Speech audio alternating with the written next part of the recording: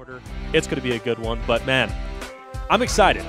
Absolutely, buddy. And like we mentioned, Grubhub is the nation's largest online food delivery company with 95,000 restaurants in over 1,700 cities. Like we said, the competition, these boys, iPahn and FH, are hungry, and I'd imagine Nick A30 and Ninja both would be after Ninja's first tournament ever on the Sunday Showdown, and Nick A30, who has yet to get past the top 8. He's played in 2 tournaments, plays top 16 and top 8, both with Cole Hogman. Yep. We could be seeing something a little bit different. But regarding the strategies, Taylor, me and you were both watching Nick A30 stream ahead of this. He was kind of communicating to Ninja saying, hey, I think, kind of outskirt Salty, maybe even going towards Shifty Shafts, kind of like the old typical Friday Fortnite style of playing passive would be a good way to start off this match. That's exactly what we see being brought up from them, but also from iPahn and FH. Sure. Like we talked about, these guys can be some loose cannons. They can go to some of those very high-level places with quite a bit of competition. However, they go toward the outskirts of Salty Springs. So pretty passive plays from both squads off the start. Yeah, and let's talk a little bit about what I'm predicting to kind of happen. Well, Shifty, you mentioned it perfectly. This is an area we've seen them go in the past, or at least Ninja himself. And he did fairly well from this position because you have a lot of different options. You can rotate over Greasy. You can go over to Tilted. Maybe if you want to get a Shadow Stone, pump over, go across bridge, maybe in towards Fatal and Salty. Of course, that's a little bit of a distance, but you can do that. Right. But we saw FH as well as his buddy iPahn land outside in the broken down houses outside of Salty.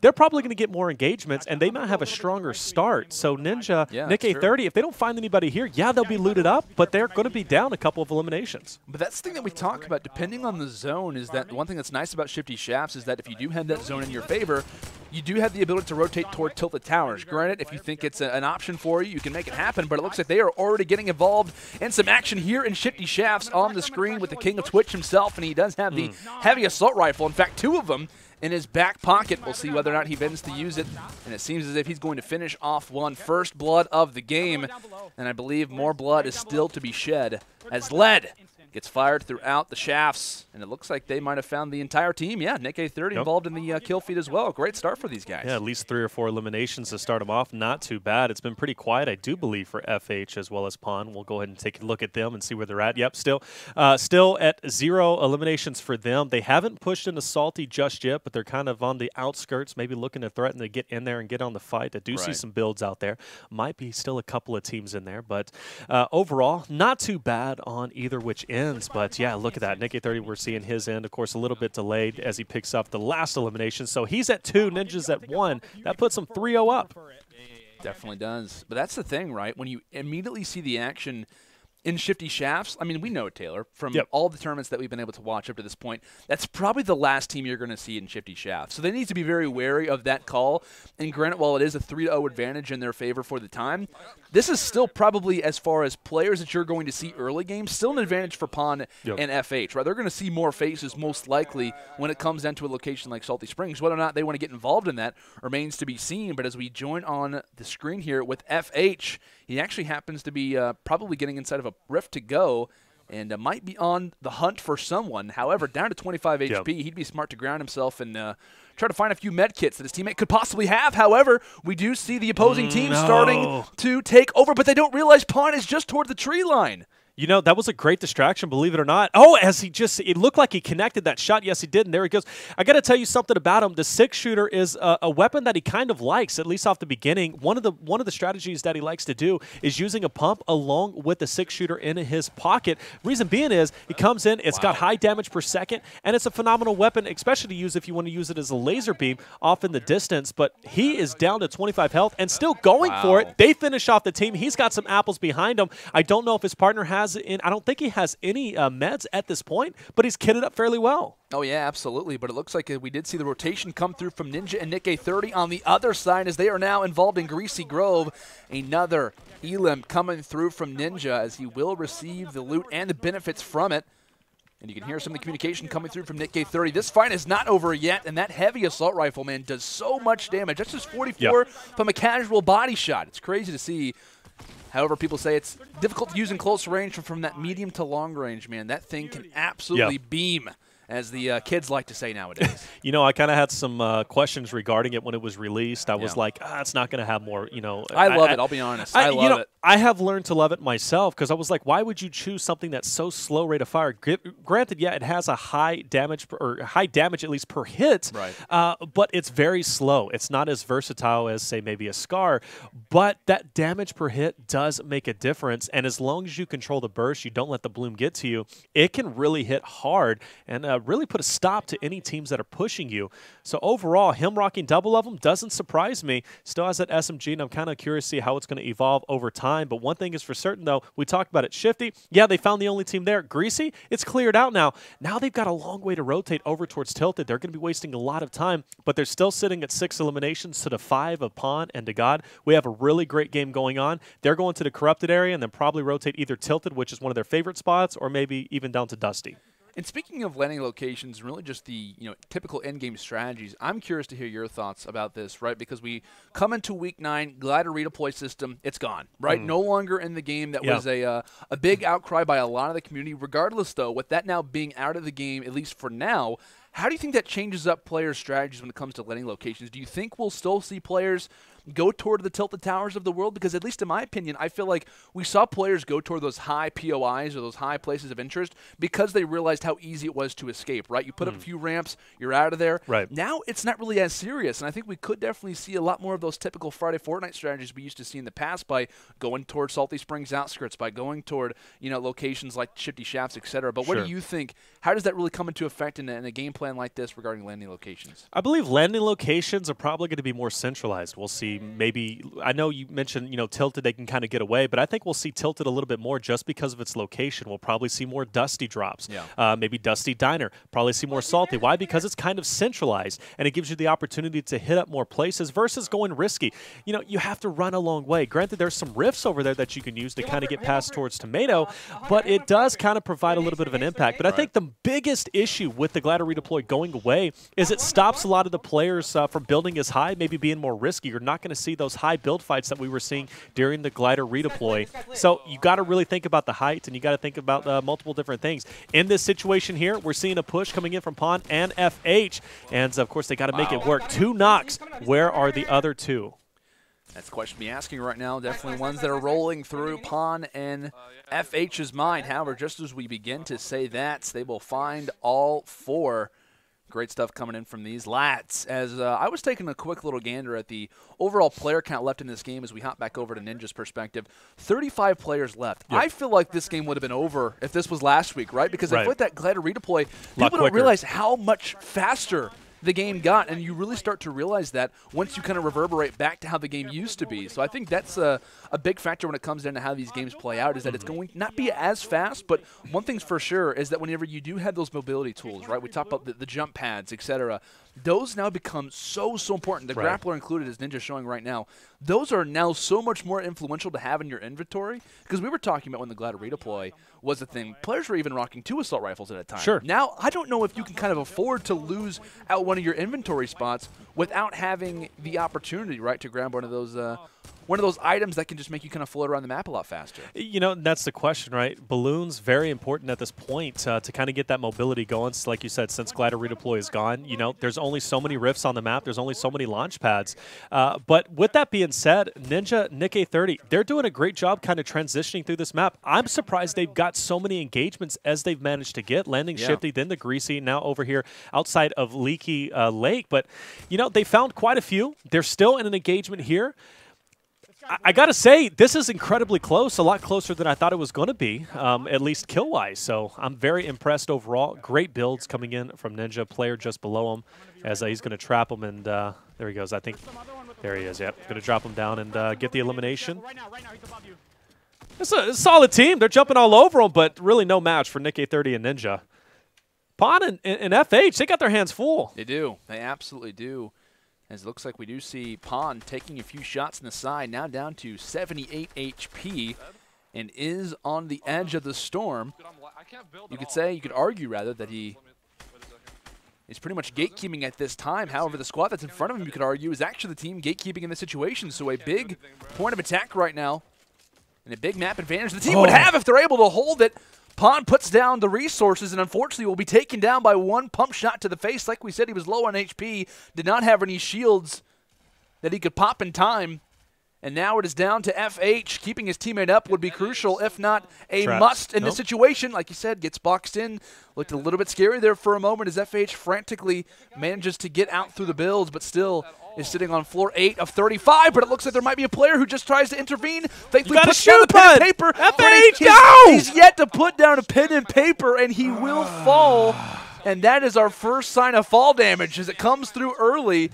As you could argue in that situation, Taylor probably got a little bit too frantic, wasn't really sure what was going on. It seemed, I don't know, kind of uncharacteristic from him. He really kind of got a little bit scared, I think, in that situation. I don't know if scared was it. I know he tried to build a floor to kind of protect his fall, rather, but it was a bit frantic. He should have stopped building and just tried to shoot him at that point, but he kind of got a little carried away with the builds. That's really unfortunate. That's a big hit, especially when you hear how happy right now Nick A30 and Ninja are. They knew it was a close round. Now at this point, they can kind of relax, gain some ground.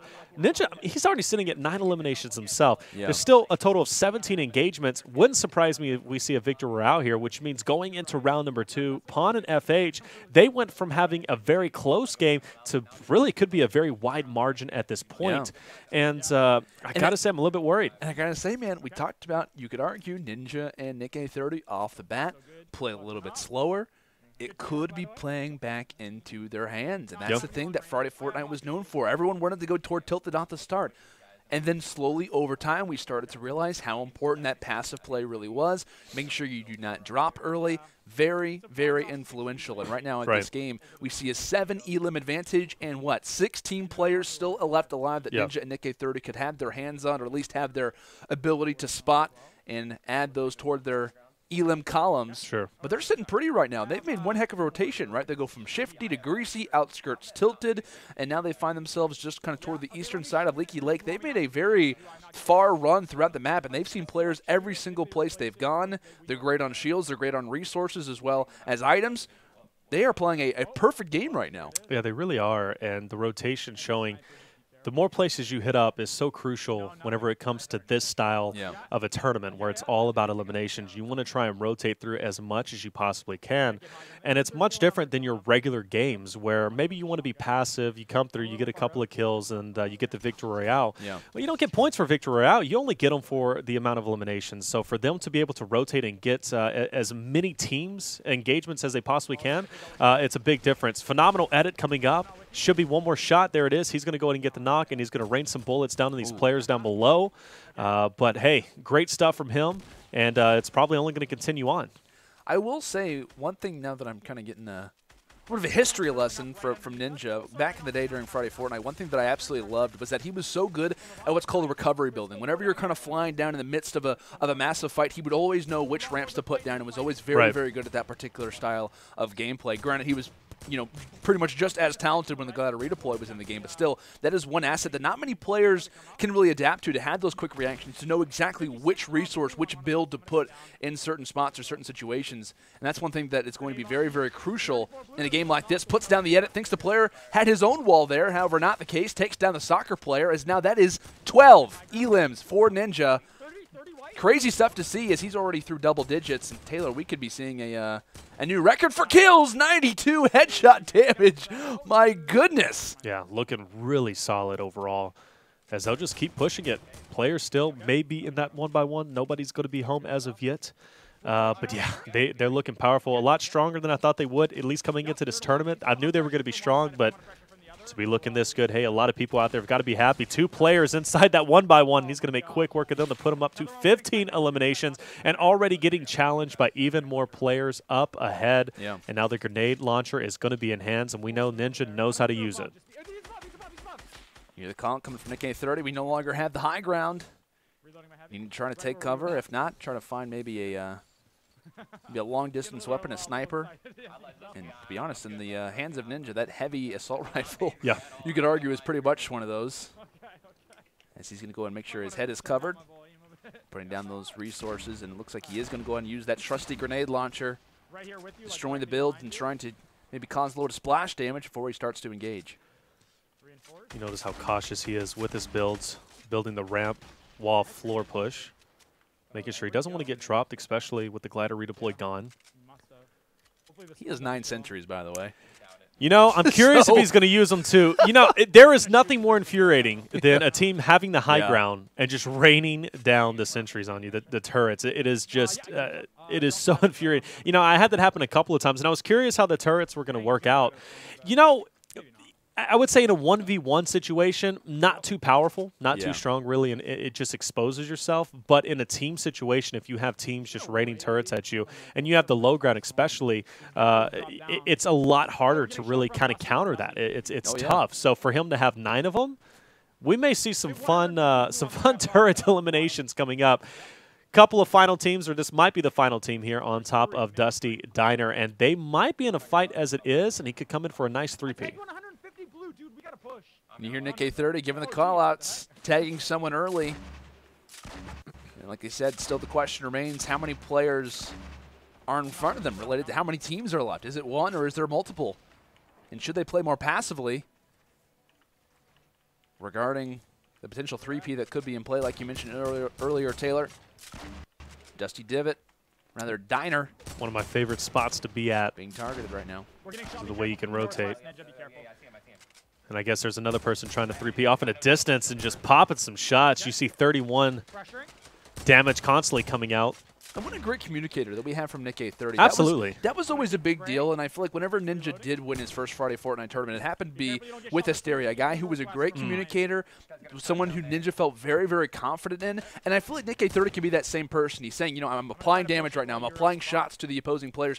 That's just extra communication that is so, so important and so nice to have as a player, to have all the exact details of what your teammate is facing off against. So I think one thing that's nice is that Nick A30 can play aggressive, right? He's a great builder, very up-in-your-face type play style from time to time, but he also kind of provides that passiveness and that communication that Ninja is going to need based off his play style as well, which we've known to be very up-in-your-face, very kind of tactile-like play, great with his builds, and you kind of those kind of clutch situations. So I think it's going to be a very nice little attribute that these two are going to have, is that communication that Nick A30 brings to the table.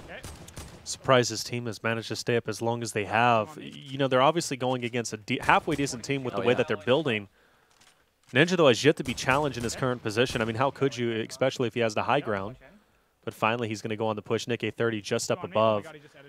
And you hear how he's just been edited down. Now he's got to find a way out of that. Great headshot. That's going to be at least one elimination off a player, of a solo player.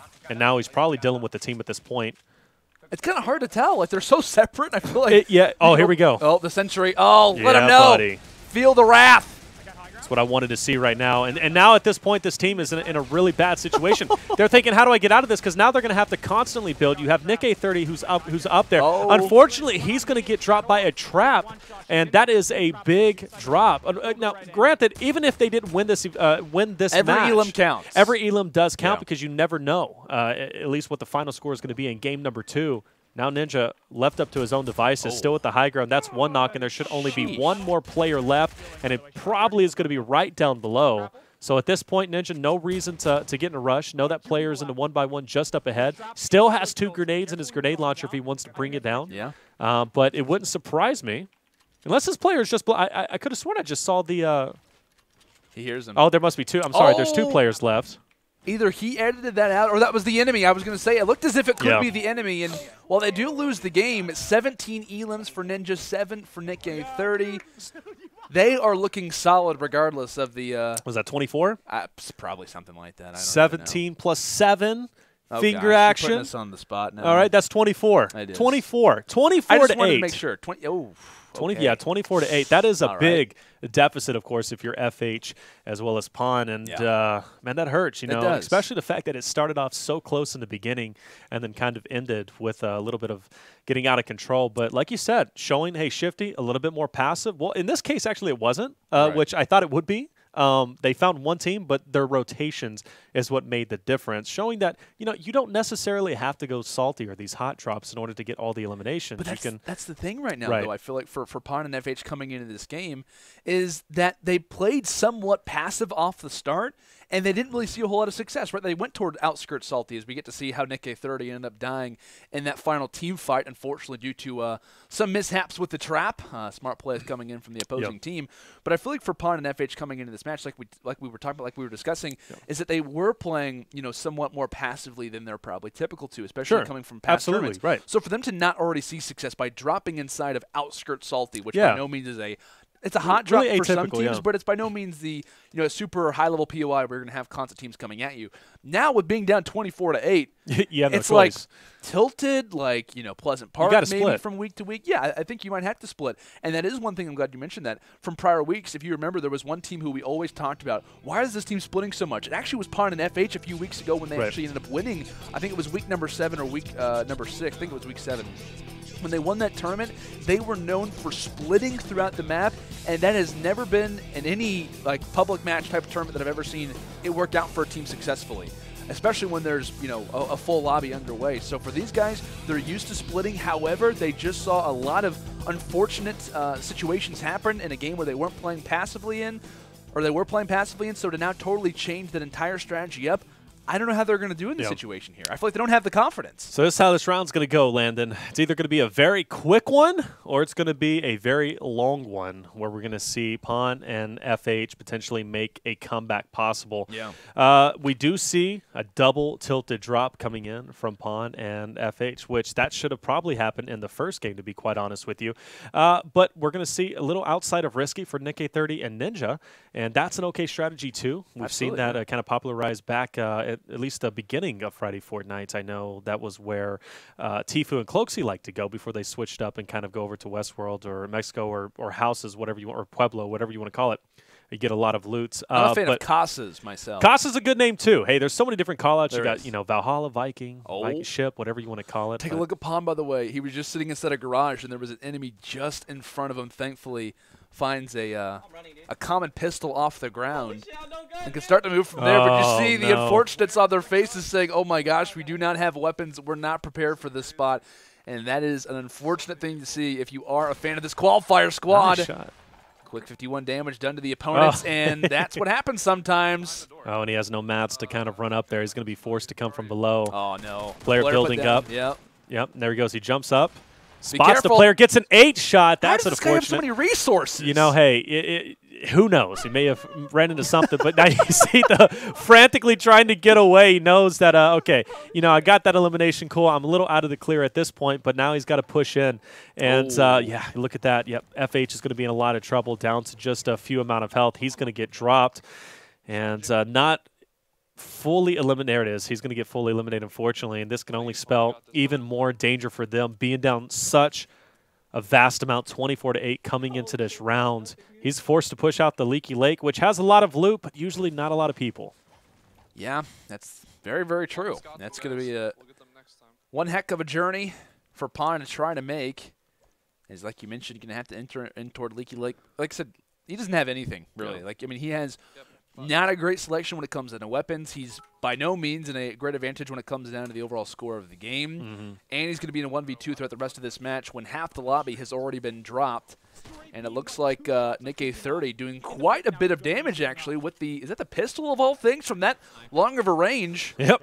And it looks like he's going to toss out a few stink bombs as well. With the amount of damage that he's done, you can imagine a few seconds inside the stink bomb could be another elim added toward Nikkei 30 and Ninja's total. But they're looking solid right now, and they don't have to play aggressive, right? Being in a 2v1 situation like this, you can play slow, play your lanes, and just kind of let the game start to tick out. The eliminations they'll potentially get here from Risky is going to be enough to kind of keep iPahn at bay, to be honest, especially that he got forced out of Tilted. There's, all those eliminations are kind of going to settle themselves out. He'll eventually probably push back into Tilted, but with that being said, he's probably not going to find too many. Nikkei 30 in an interesting situation. Drops the trap down below. Doesn't connect. It does not, unfortunately. Now he's trapped inside with the bull, and Nikkei 30 is going to kind of finish him off, as the stairs actually prevented that player from being eliminated from the trap. So lucky him, but unlucky in that situation. You hear the communication frantically. Player just down below. He was dancing, and Ninja and Nikkei 30 are going to capitalize as they're looking to finish off the last player, the last person holding down what is left of Risky Reels. Passionate man this is. Probably seeing quite a few of his teammates fall. We talk about the Porta Fortress sitting in the center of Risky. As I was going to say, I heard the exact same thing, the Nick A30. I heard the resources pop out, and I was like, wait a second, did Ninja just find that elim? I looked toward the kill feed. Not at all the case, so either this player randomly falls to someone or leaves the game, and I'm pretty sure there was an elim that came through. So I don't know what exactly happened at that moment, but you could see the question on Nick A30's face as well. I mean, hey, he'll take the loot from it, but it definitely came in an awkward situation. Yeah, definitely one of those things that would matter, I guess, if the score was super close. But at this point, it's kind of trivial, as iPahn doing the best he can to just stay up. He did get a couple of eliminations, sitting at 2. Might be a player inside of Modern. I believe there is. There's some. I believe I heard a player trying to build up on him just. Yep, there he is. Just in front. Yep, he's going to be on top of that roof and lasering shots him, but getting lasered himself. And he probably took a lot more damage than he wanted in that current situation. The total. And that player was knocked. And that player was knocked. Oh, there's another one he didn't realize. Yeah, he's on the roof, and as he goes away. Oh, he did see it, okay. Oh, yeah, and he's definitely regretting that. He had a position at least on the Porta Fortress, and now he's going to kind of dip out, heal up a little bit if he can. Maybe even get a Shadow Stun. That wouldn't be a bad idea, kind of push back in. There we go, okay. Not too bad. He's going to go ahead and probably use the boost to get himself up and then push forward. And he's still not looking great when it comes down to the inventory. Yeah. I mean, okay, thankfully he does find a rare heavy assault rifle. Actually, I have to go ahead and take it. So I'm going to go ahead and stick with the regular assault rifle, keeping in mind that is a common. That is a big differential between the two. But, hey, it really is based on comfortability. Yep. As that is definitely showcasing itself here. But now the question remains is he's going to go ahead and kind of do a few 360s, maybe just trying to gauge a little bit of an idea, maybe from his fallen teammate FH saying, hey, where do I need to rotate to? Maybe I try to steal a few elims from Ninja Nick A30 as they're looting right now inside of Tomato Temple. So definitely could try to do that. Granted, being down as much as he is, Taylor, I feel like he needs to separate, needs to get away from these two because if Nick A30 and Ninja can have even somewhat of an opportunity to spot any of the elims that iPahn will have, this game is going to be over. Yeah, you know, if anything, he looks like he's just trying to have fun here, kind of just like looking and awestruck, like, hello, Ninja Nick A30. As I'm curious what he's thinking. And as he pulls out the phone on him, and he needs mats. Give me some bandages. Give me something. Oh, no. As they're just going to dance it out.